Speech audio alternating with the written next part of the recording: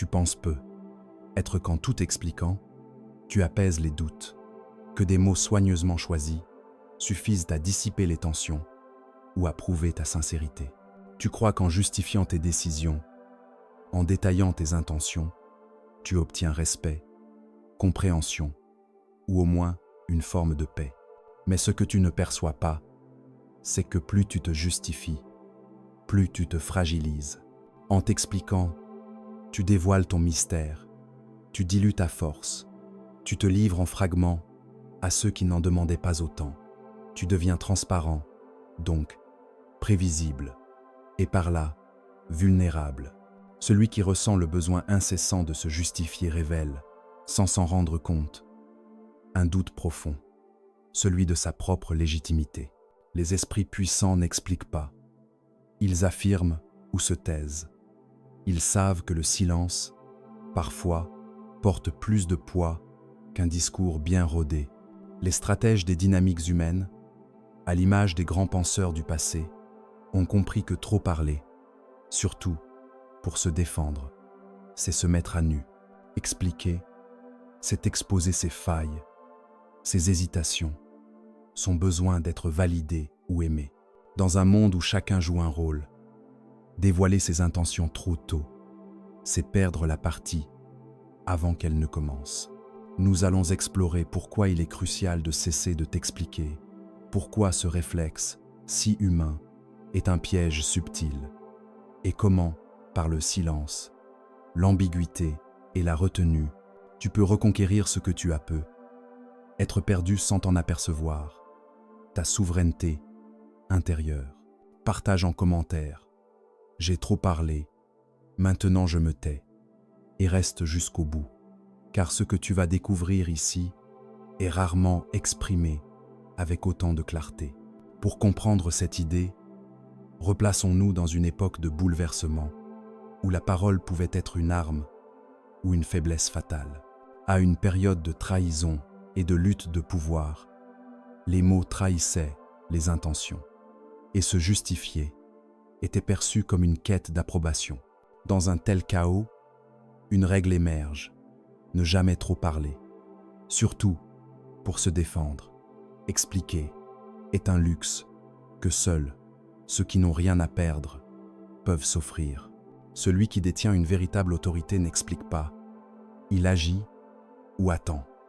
Son silence devient une stratégie, son mystère, une armure.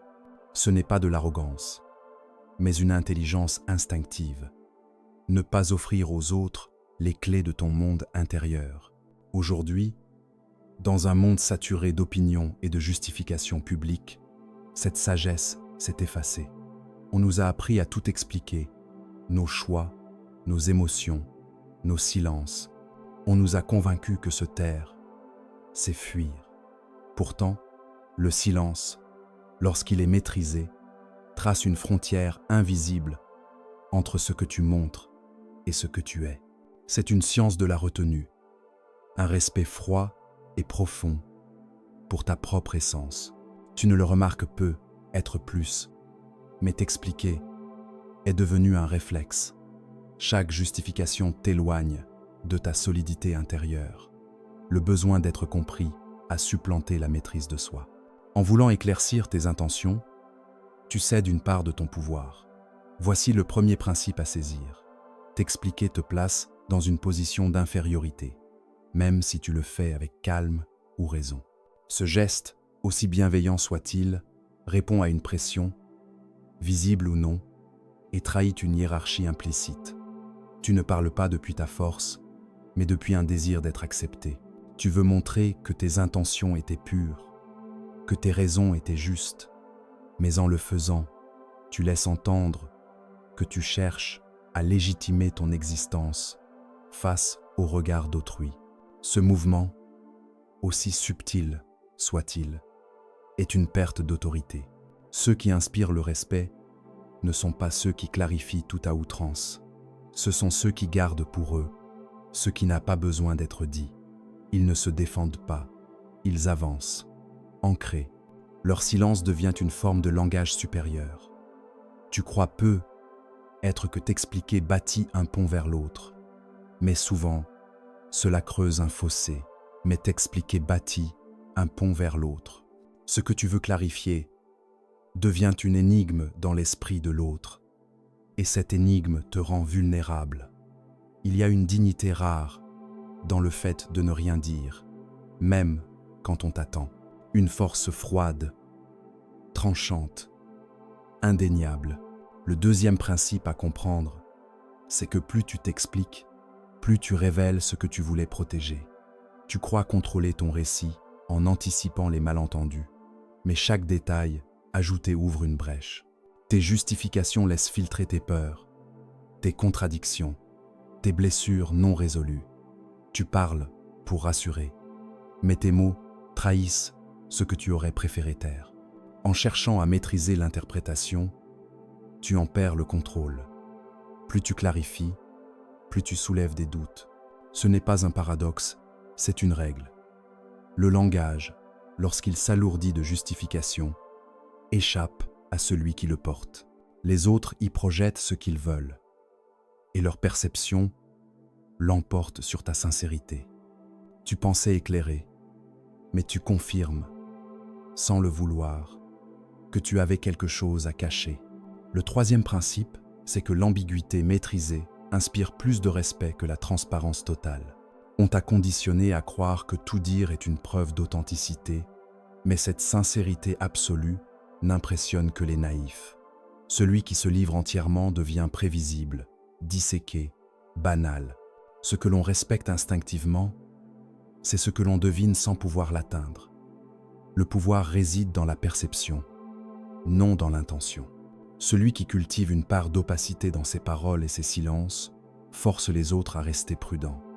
Il devient un territoire inexploré, et c'est cette part insaisissable qui impose le respect. La transparence totale, elle, transforme ton être en un objet d'analyse, offert à ceux qui peuvent l'utiliser contre toi. Le quatrième principe, c'est que t'expliquer revient à négocier ta propre valeur. Chaque mot que tu emploies pour justifier tes choix porte une demande implicite. Accepte-moi, vois-moi comme juste. Cette quête, même masquée, est une forme d'auto-diminution. Celui qui connaît sa valeur ne la discute pas. Il l'incarne, il agit, il affirme. Et s'il est contesté, il laisse le silence répondre. Cette tendance moderne à tout expliquer trahit une faiblesse collective, comme si la parole était devenue une monnaie d'échange pour obtenir l'approbation. Mais, en cherchant à être compris, tu dilues ton autorité. Tu n'imposes plus, tu négocies, et ce faisant, tu perds un fragment de toi-même. Le cinquième principe, c'est que l'excès de justification trahit une peur, celle d'être rejeté. Au fond, ce que tu redoutes, c'est d'être mal jugé, mal aimé. Cette peur te pousse à tout expliquer, même tes silences. Mais ce faisant, tu perds ton ancrage. Tu ne vis plus selon ce que tu juges juste, mais selon ce que tu espères acceptable. Cette dérive est insidieuse. Elle te transforme en reflet des attentes d'autrui. Celui qui agit avec profondeur accepte le rejet comme une part du chemin. Il ne craint pas le malentendu, car sa posture ne dépend pas de la validation des autres. Le sixième principe, c'est que le silence est un territoire que les autres n'osent pas envahir. Dans une époque où chacun s'expose et se justifie, celui qui se tait devient une énigme. Cette énigme dérange.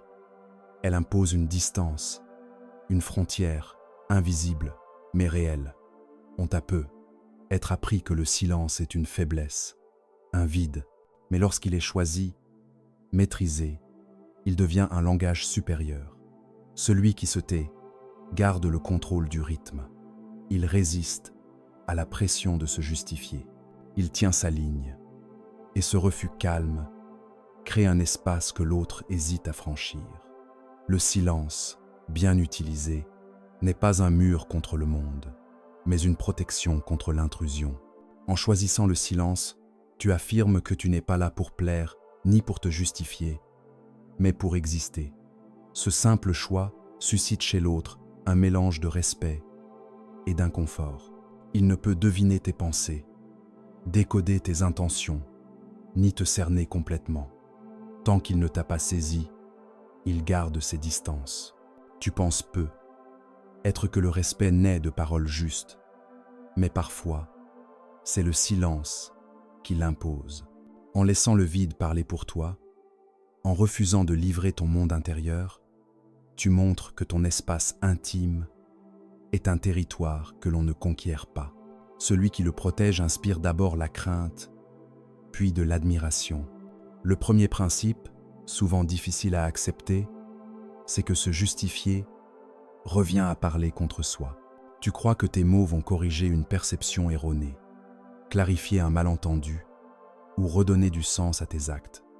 Mais en réalité, chaque explication offre à l'autre une arme, celle de ton insécurité. Même les discours les plus maîtrisés laissent transparaître une anxiété subtile. Cette fragilité se perçoit, elle affaiblit la portée de tes paroles. Les stratèges d'antan auraient vu là une erreur majeure. Révéler son doute, c'est offrir un avantage à l'autre. Si tu es convaincu de ta légitimité, tu n'as pas besoin de la proclamer. Si tes actions sont alignées, elles parlent d'elles-mêmes. Mais en t'expliquant, tu ouvres une scène où l'autre projette ses propres interprétations, détourne tes mots, les retourne contre toi. Tes paroles cessent de t'appartenir. Elles s'usent, se dispersent, et tu restes là, espérant être compris. Pourtant, personne n'entend jamais exactement ce que tu voulais exprimer, car chacun filtre à travers ses propres désirs. À force de vouloir corriger cette distorsion, tu l'amplifies. La parole juste a du pouvoir, mais le refus de se justifier porte une dignité plus grande encore. Parfois, se taire n'est pas fuir, c'est résister sans élever la voix.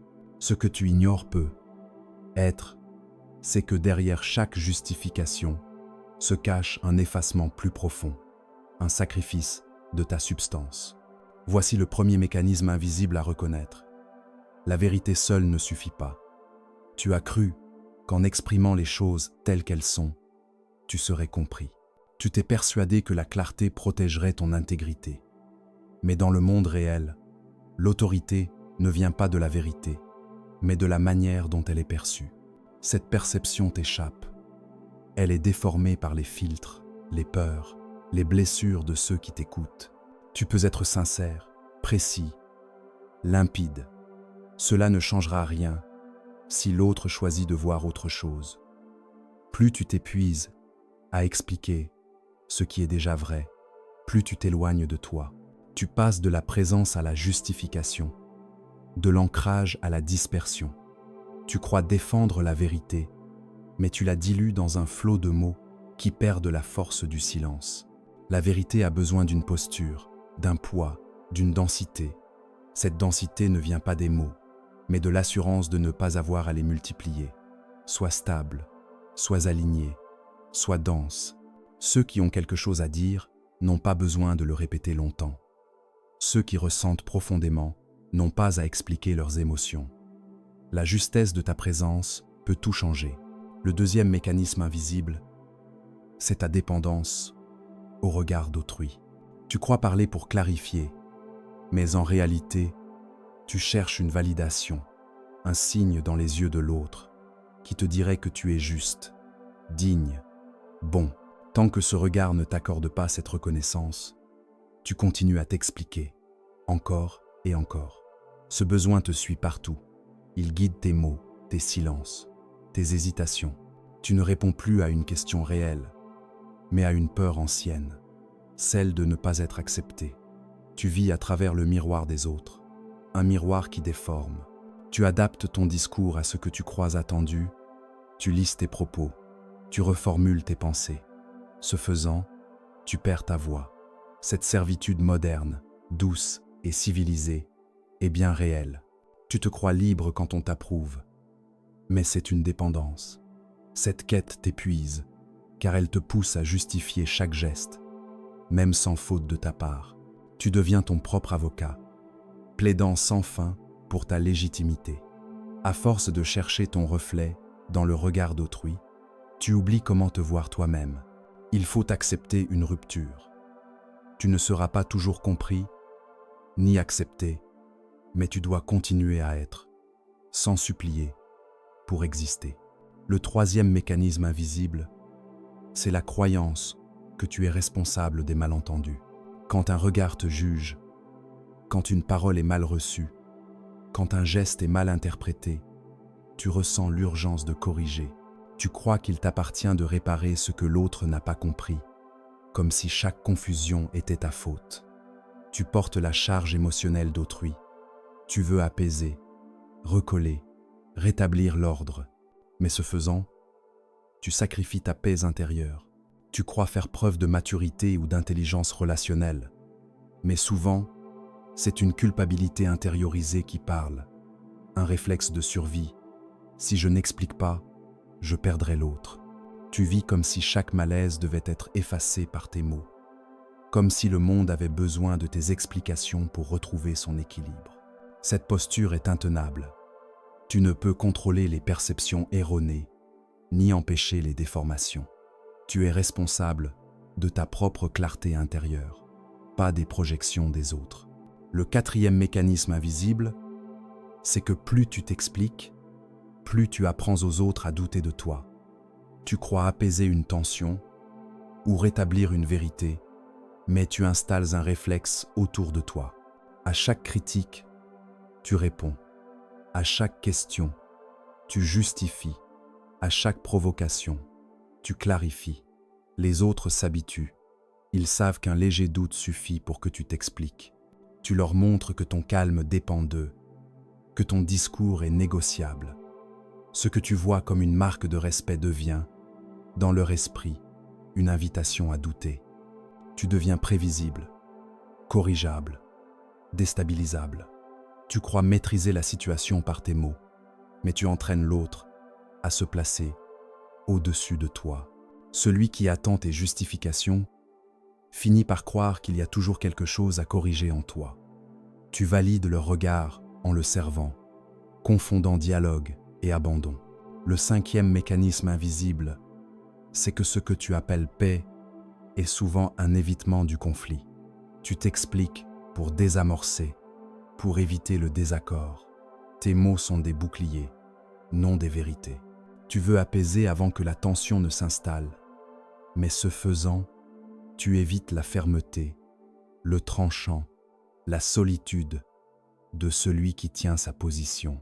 La vraie paix ne vient pas de l'explication, mais de la résistance, d'un calme inébranlable.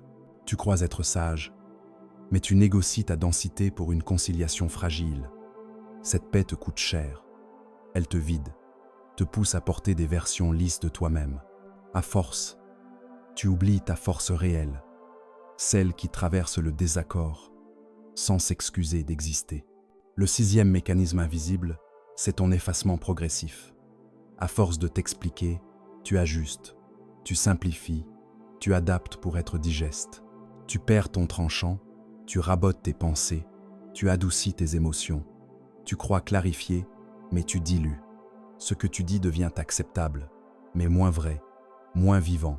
Ta voix brute, dense, parfois inconfortable, s'efface au profit d'une version polie, fonctionnelle, stratégique. Ce n'est plus de la communication, c'est une extinction lente de ta présence. Ce qui est puissant ne cherche pas à plaire, il impose sa vibration. À force de reformuler, tu oublies la justesse de ta première voix, celle qui vient sans filtre. Si ces mots résonnent en toi, ne les explique pas. Laisse-les vivre en silence. Partage-les, non pour te justifier, mais pour semer une question chez autrui. Peu être se perd-il dans ses propres explications. Aide-le à se taire avec dignité. Le septième mécanisme invisible, c'est que tu ne t'es jamais pleinement accepté. Une acceptation profonde et paisible te libérerait du besoin de te justifier. Si tu t'étais pleinement accepté, tu n'éprouverais pas ce besoin constant de t'expliquer. Tu parlerais avec précision ou tu te tairais. sans chercher à corriger sans cesse l'image que les autres ont de toi. Tu ne ressentirais pas cette brûlure à chaque jugement mal placé, cette urgence de te faire comprendre. Ce réflexe de justification trahit une blessure plus ancienne, un manque de confiance en ton propre regard sur toi. Tu doutes de ta légitimité, et chaque désaccord extérieur déclenche une panique, une envie de rectifier, de rassurer. Mais au fond, ce que tu cherches, c'est la paix avec toi-même, sans passer par la discipline du silence. Les penseurs d'autrefois auraient vu là une faiblesse profonde. Celui qui n'est pas en paix avec lui-même devient vulnérable, prêt à s'incliner devant le regard des autres pour combler ce qu'il ne s'accorde pas intérieurement. Il parle trop, il quémande trop, il s'efface. Si tu t'étais vraiment accueilli, tu laisserais les malentendus suivre leur cours. Tu ne les poursuivrais pas, tu ne supplierais pas pour être entendu. Tu avancerais avec la sérénité de celui qui n'a rien à prouver, ni par les mots, ni par les gestes, ni par le regard. Tu serais toi, et cela suffirait. Tu as perçu les mécanismes, tu as identifié les failles, mais voir ne suffit pas. Il faut agir, sans bruit. Les transformations les plus puissantes naissent dans le silence, dans des choix discrets, répétés, invisibles. Le premier mouvement intérieur à initier, c'est de te taire volontairement, même quand tu pourrais facilement te justifier. Ce ne sera pas facile. Tu sentiras l'urgence de parler monter en toi, comme une chaleur, une pression dans la gorge, un besoin de rétablir l'équilibre. Tu craindras que ton silence aggrave la situation, qu'il laisse l'autre penser à tort. Mais tu dois rester là, immobile, présent, silencieux. Ce n'est pas une fuite ni une défaite, mais une reconquête de ton espace intérieur. Ce choix de ne pas parler, alors que tout en toi le réclame, n'est pas de la passivité. C'est une discipline, un ancrage. C'est un rappel que ta paix ne dépend pas de ce que l'autre croit comprendre. Apprends à te contenir sans te crisper, à préserver ta densité sans imposer ta version. Cette frontière devient ton territoire, le premier que tu reconquiers, sans avoir à le défendre. Le deuxième mouvement, c'est de refuser de répondre à chaque micro-agression déguisée en question. Tu reconnais ces phrases ambiguës, ces remarques voilées, ces sous-entendus qui t'incitent à te justifier sans accusation claire.